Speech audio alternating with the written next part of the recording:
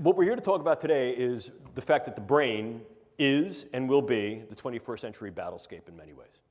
End of story.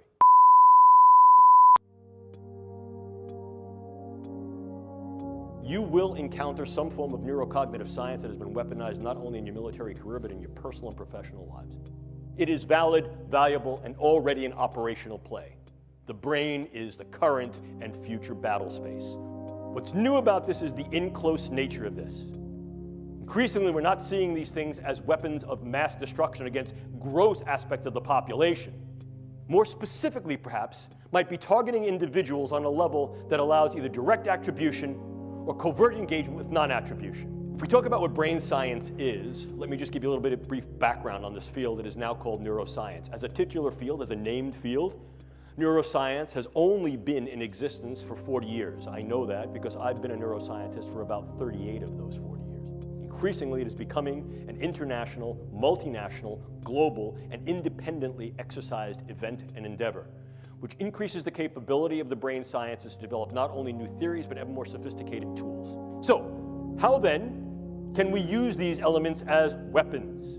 Means of contending against others. Formal definition of a weapon, probably the one that you've heard about most recently, most contemporaneously in the literature, is the possibility to use some form of directed energy to affect physiology peripherally and also to affect the physiology and health of the brain. Case in point here, U.S. Embassy personnel in Havana and possibly in China.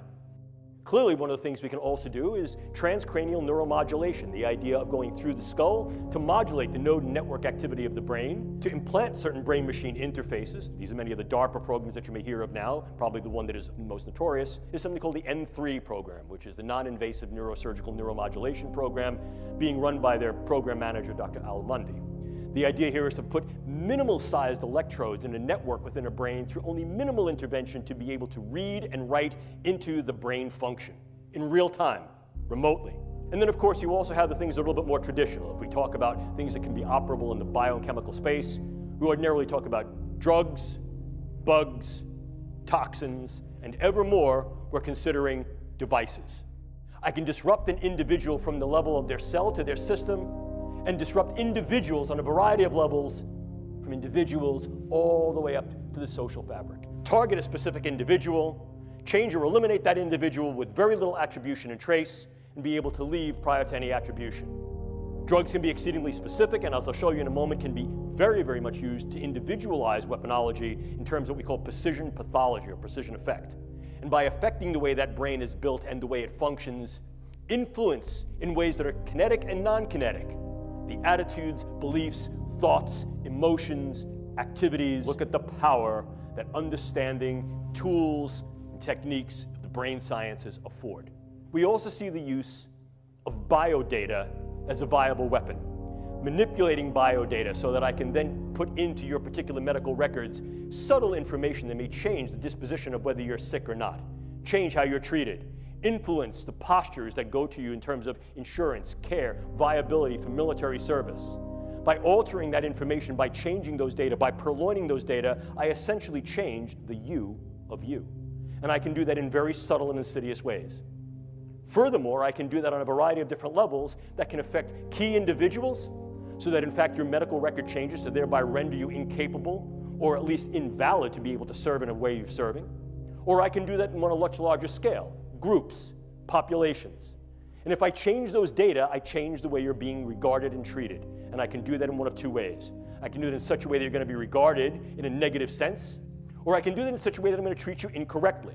If I say, for example, you have a particular allergy or you have a particular disorder, you will be treated for that, and that could then harm your health and your stability in both a short wars approach as well as a long wars approach. One of the newest developments is that nanoparticulate matter can be stabilized for distribution.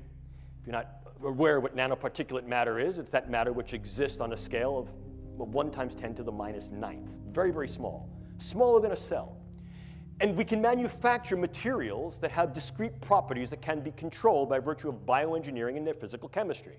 I can create small robotic units, controllable robotic units at the nanoscale, and that these too can be aerosolized to create a nanoswarm of biopenetrable materials that you cannot see, that can penetrate all but the most robust biochemical filters, that are able to integrate themselves through a variety of membranes, mucous membranes, and wherever, mouth, nose, ears, eyes, can be then uptaken into the vascular system to create clumping, can affect the vascular system of the brain, or can directly diffuse into the brain space, and these can be weaponized. And they can be done in such a level that their presence is almost impossible to detect, and as such, the attribution becomes exceedingly difficult to demonstrate. We've come to the precarious position of opening the proverbial can of worms of if, how, in what ways, to what extent, and when these techniques and technologies will be used in weaponized intelligence and national security agenda. Are civilian ethics even viable any longer? And if we engage military ethics, what military ethical principles will we engage?